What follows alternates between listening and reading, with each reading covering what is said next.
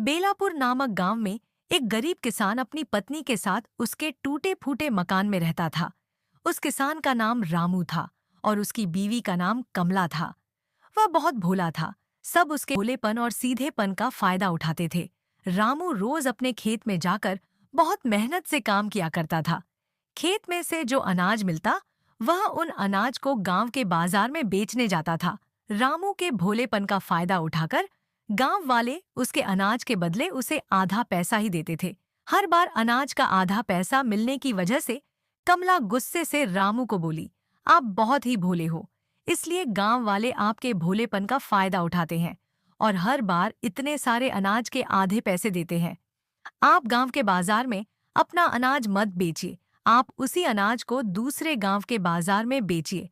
अगर ऐसा ही चलाता रहा तो कुछ दिनों में हमारे पास अनाज और खाने के लिए पैसे दोनों भी नहीं रहेंगे।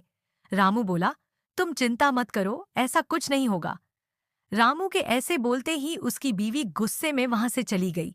कुछ दिनों में ठीक वैसा ही हुआ जैसे कमला ने कहा था। बाजार में अनाज के अच्छे पैसे न मिलने के कारण रामू को परेशानी होने लगी।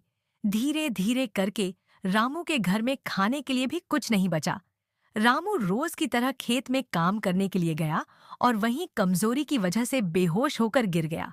जब कमला को पता चला कि रामू बेहोश है, तो वह भागी भागी अपने पति के पास आई और बोली, आपको मैंने पहले ही कहा था, पर आपने मेरी एक न सुनी।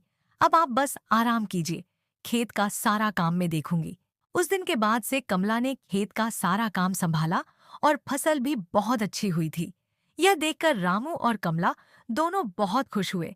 वहां जाकर कमला बोली, मैं अनाज कम दाम में नहीं बेचूंगी।